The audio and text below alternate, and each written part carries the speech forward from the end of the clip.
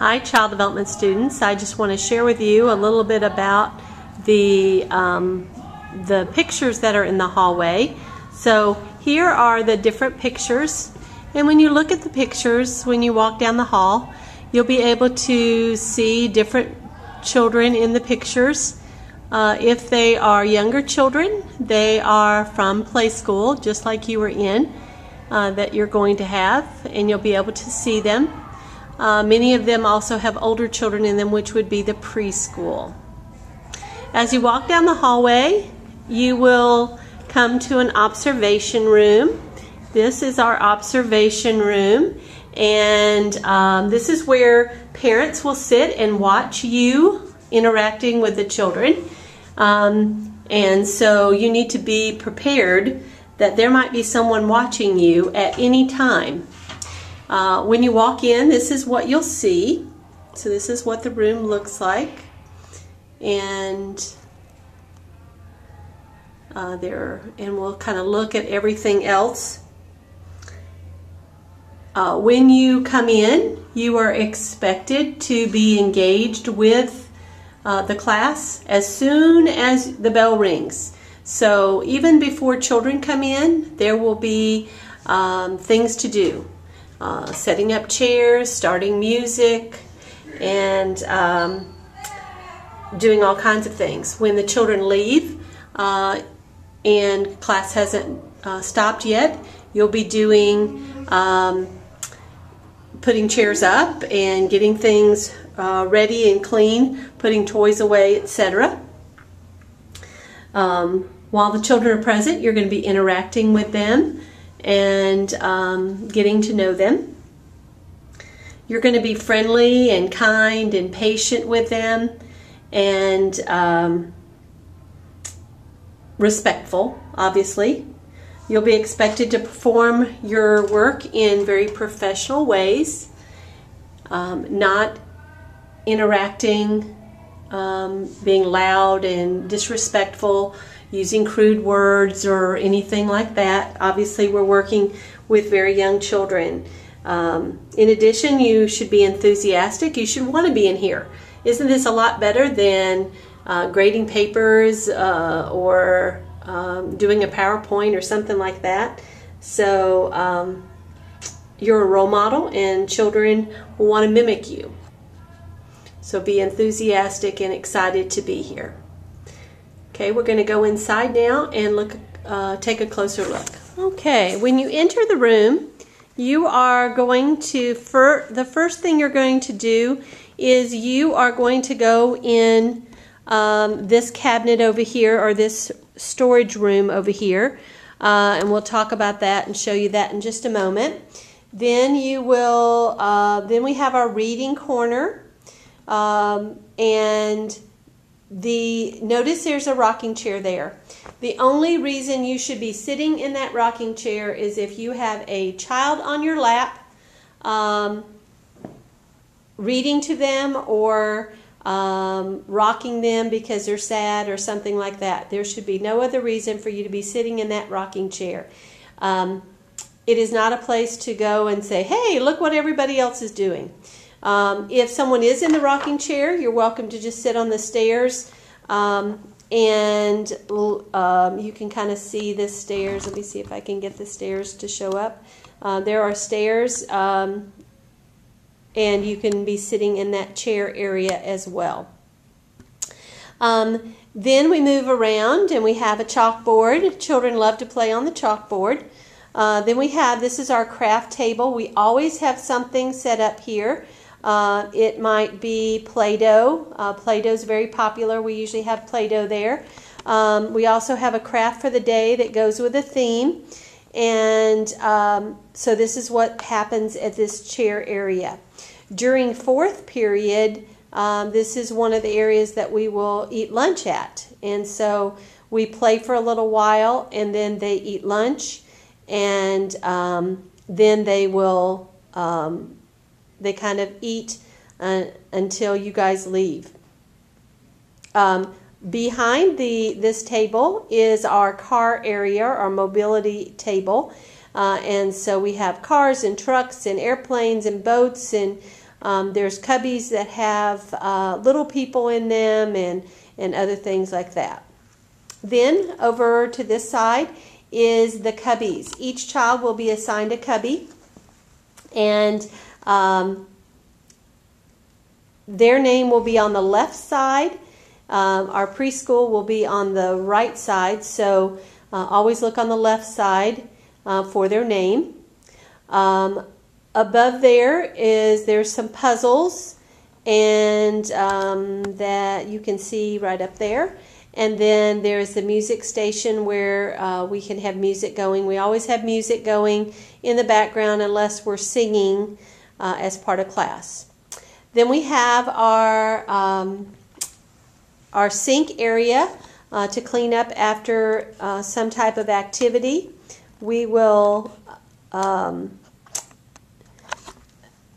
this is also the cabinet that we usually have papers on.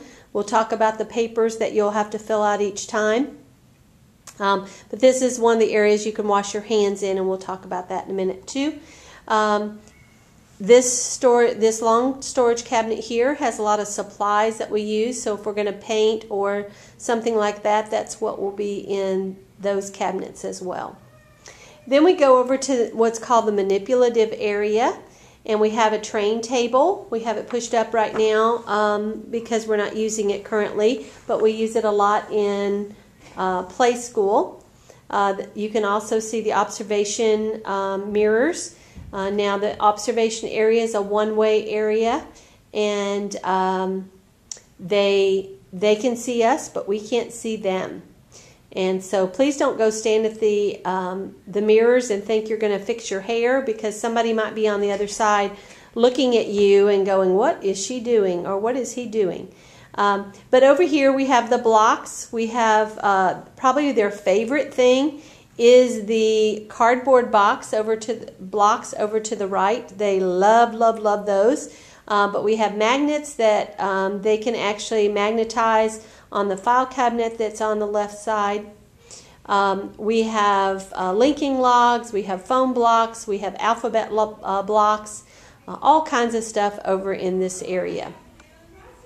Then we have the door. There will be a gate over the door, so you'll have to climb over a gate when you come in. That's so that play school children don't escape, because they may try to. Many of them might have never been away from mom and dad, and so they might get upset that they're in here. And then we have our little bathroom, and we'll look at that in just a minute. Here's another octagonal table over here, actually a hexagon table, and this is another place that some of the older children will eat. We always keep the older children over on this side because of the carpet, but we'll put out puzzles and other things at this table for them to work with, or other types of little manipulatives.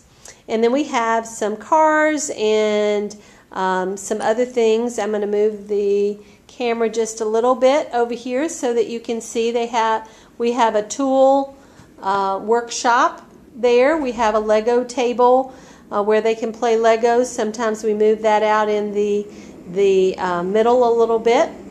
And then we have a barn and other things. And then we have a basketball hoop, and some of the children just love the basketball hoop. And then on the other side of this shelving, we have our pretend area, and this is where we have our little kitchen. Very, very popular. A lot of the children love the toys here. There's baby dolls and strollers, and the kitchen with play food and pots and pans for them to play with. You can also see on the very top of this shelf there's balls for them to roll around, or we don't encourage them to kick with them, but we do let them shoot baskets, etc. So when you're playing in an area with a child, so say you're playing in the kitchen area, when you go to leave the kitchen area, there's two of you working together, and the child takes off to go somewhere else, then one of you will stay behind and clean up whatever mess was left for the next person. Now, if there's someone else playing in that area, you can say, do you want me to clean this stuff up or do you want to play with it? And then that can be a decision between you and another person at school. But you always want to stay behind and clean the area. Otherwise, this place looks like a tornado hit it, and you might have to stay after class to clean it up if I know that you're the culprit that's not cleaning up after your child. So make sure that you get it done, and that way they all can find the toys to play with at that time. So we've looked all around the room with the exception of, let me see if I can back up enough, and we have our little circle that tells the direction and tells the numbers up to 12 and also the letters. So this is where we would do circle time. So this is where we would sing. We would sit and sing and do that depending on the day and what our theme is. We might sing, and also depending on how much the children enjoy singing. That plays a part too. You need to be aware that when we're doing that, if we're singing the Wheels on the Bus, you're going to sing the Wheels on the Bus. If we're doing the Hokey Pokey, you're going to do the Hokey Pokey. And so we always want to make sure that the children are feeling excited about doing an activity, because if you don't seem excited about it, then they won't seem excited about it, because they want to mock you and model you. Before you ever come to class, you will have the opportunity to think about what you're going to wear for the day. And so I want you to think about what you're wearing, because if you do not dress appropriately, then you might have to wear something, you might have to change. You need to be dressed appropriately for working with children and meeting their parents. You'll be expected to play with the children, and you need to be clothed so that no underwear is visible and you can bend and stretch. So dresses are not the best thing for you to wear on these days, especially short dresses or shorts or anything like that. Jeans, t-shirts, sneakers, shoes that are covered, those low heels or no heels are recommended. Absolutely no house slippers or pajama pants. You're presenting yourself to Avon High School to the parents, and you need to make a positive statement. For most of the parents, this will be the first impression of the high school. Now, if you do not dress appropriately, I want to show you what you will be wearing. So you will wear one of these lovely coats that look like this. And unless you don't want to wear one of these, make sure you're dressed appropriately. The easiest thing to do is when you wake up in the morning and you're figuring out what you're going to wear, I want you to bend over like this. If anything is sticking out anywhere, then you shouldn't be wearing it. Okay? Otherwise, you're going to be coming to school and I'm going to give you one of these beautiful coats. I have multiple, so more than one person can do that as well.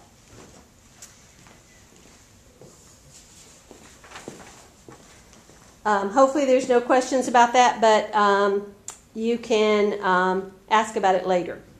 When you first enter the room, you are going to go into this storeroom, and so we're going to walk into this storeroom and see what it looks like.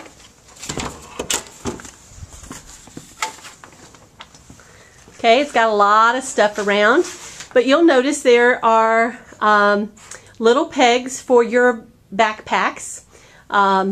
Custodian Victor made these, and they're lovely. You can put things on there, you can sit them on the floor, whichever. But first thing you're going to do when you first walk in is you're going to put up your backpack and then walk out immediately. Then the second thing you're going to do is you're going to come over and wash your hands. When you wash your hands, you want to wash them with soap and paper towel. You also will need to wash your hands if you sneeze or if you blow your nose, if you help one of the children wipe their nose. You will have to, if you go to the bathroom or you're helping them with bathroom, anything like that, or you're coughing, you're going to wash your hands. Then the next thing you're going to do is you're going to get a piece of activity paper, and I'm going to show you that activity paper. Let me see if I can do that. Okay. And so this is what it looks like. So at the very top, you're going to write your child's name and the date that play school is. You're going to write your name, just your first name is fine, as the caregiver. And so you and your partner will write their name. And then you're going to fill out the paper as you go. So for example, if they have lunch, you're here during 4th hour and you've seen what they eat, then you're going to say, do they eat well, etc. You can actually write down on the special notes at the bottom, they ate half their sandwich or whatever, I threw the other half away or whatever, depending on what it is. Now if it's something like a peanut butter and jelly and half of it is they ate half and they left half, it doesn't have to be refrigerated or anything, and so you can just put it back in the Ziploc bag and put it back in their stuff, and then she or he will know what they ate. Also, you'll see on this little chart on the side, there's a category that says potty, wet, BM, and dry. So when you check their diaper, we check the diapers every hour. So each period we'll have to check a diaper. You should not be the one that changes the diaper every time. You're going to do it one time, your partner's going to do it one time, and you're going to go back and forth to make sure that you're learning. Even if you've never changed a diaper before, this is the perfect opportunity for you to learn how before you're all by yourself. If you and your partner have neither one ever changed a diaper, just call me in and I'll help you. And then next time you'll know how. So if they go to the potty, they're potty training and they actually sit on the potty, then you're going to put the time on the first blank underneath potty. And you're going to write what time. And then the next class, put it on the next line. If you change their diaper and they're wet, then you're going to write the time under wet. Bowel movement, that would be BM. If they pooped in their pants, that's what you're pooped in their diaper, that's where you're going to write it. Or if you check their diaper and they're still dry. The older the child is, the more likely, if they're in diapers, that they will be dry because they will be able to stay dry longer. That's a sign that they're getting ready for potty training. Then we have under daily activity, you're going to write things that they did. So if they played in the kitchen, you're going to write play in the kitchen. If they played Play-Doh, you're going to write played Play-Doh. And so you're just going to write the things that they did during the time you had them. And so that is the form that you're going to fill out.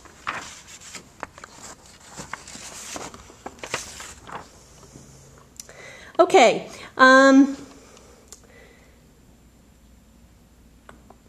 As we scan the room, I'm going to talk about attendance.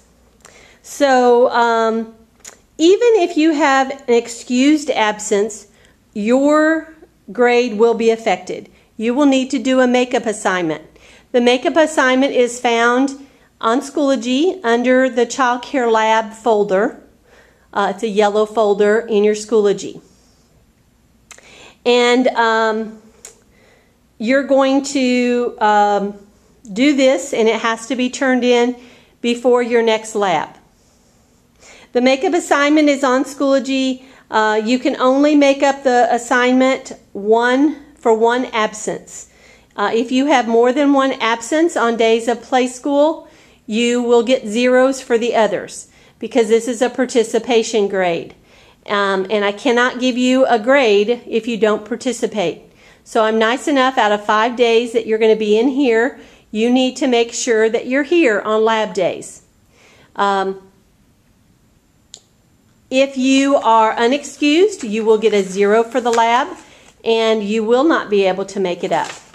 If you're tardy to class, you're expected to be in here and engaged from bell to bell. So you will lose part of your 30 points if you're late.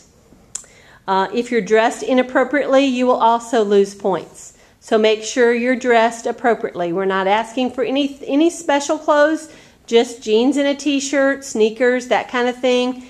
Nothing low cut, nothing, not anything too dressy, because you don't want to get anything messed up while you're here. Okay, so next we're going to look at toileting and what we'll do for toileting. So we're going to walk into the bathroom, and you'll notice there is a tiny toilet and a tiny sink. That is for tiny people. And then you will notice there's a changing table.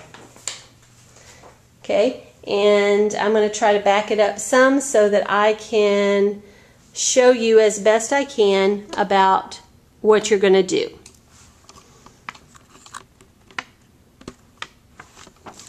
So I'm going to step in front of the camera now. We have one of the changing pads, so for the bigger children, we can actually do it out there where you don't have to lift them up because they can be pretty heavy. So we do have another changing pad, and I have a replacement for that. But you're going to be working with a partner. So you and your partner are going to team change a diaper. So for example, if you were the first person, we're going to say first person and second person. So the first person is going to go get the diaper bag from the cubby, and they're going to come in here. They're going to make sure that the person in front of them has wiped the changing table down before anyone does that. If you notice that the person leaves and doesn't do that, then you want to get a there's spray right here and a paper towel, and you're going to spray down the changing area. So for example, I would just spray it down like so and wipe it down. The child is not here yet. And then I'm going to get another paper towel and I'm going to put it down to sit the child on. So then the child comes in, and the second person is going to lift the child up and put them on the changing pad. The second person's job is to keep the child occupied. So they're going to maybe talk, the wheels on the bus go round and round, or they might read a little book to them or play with a little toy. But they're going to kind of be trying to distract the child from what you're doing, the first person's doing. And then the first person's going to do the diaper change. They're going to change their diaper, finish everything up, put the clothes back on, put the shoes back on if you had to take the shoes off, and then you're going to, then the first person, the second person that was interacting with the child is going to pick up the child and leave the room, and then the second person, the first person that was changing, working on actually changing them, will throw away the paper. This paper is just if there's a bowel movement, so it doesn't get on the changing pad, or it won't be as dirty on the changing pad. Then you're going to get another paper towel. First thing you're going to do is wipe it down. Again, you're wiping it for the next person, and it's your responsibility to do this before the next person starts. Then you're going to pick up the diaper bag. Then you're going to come over here and wash your hands with soap and water. Then you're going to take the diaper bag back to the cubby, write on their paper that they had a bowel movement or a wet diaper, whatever, and then you're able to go and play with the child. Next time you need to change diaper, so next class, the person who was the changer will be the one that interacts with the child, and the second person will be the changer. And so that you flip-flop each time, so the same person isn't doing the diapering every time and the other one's interacting. So that's why you do it both ways. Couple of tips about changing the diaper. So if you were changing the diaper, first thing you're going to do is pull the pants down. You can open the diaper, check and make sure there's nothing in here, nothing a big mess. If it's not a big mess, you can take the diaper and put the new diaper underneath, and then you're going to wipe the area down. Remember, with a little girl, you always want to go from front to back. Excuse me, I got hiccups. From front to back.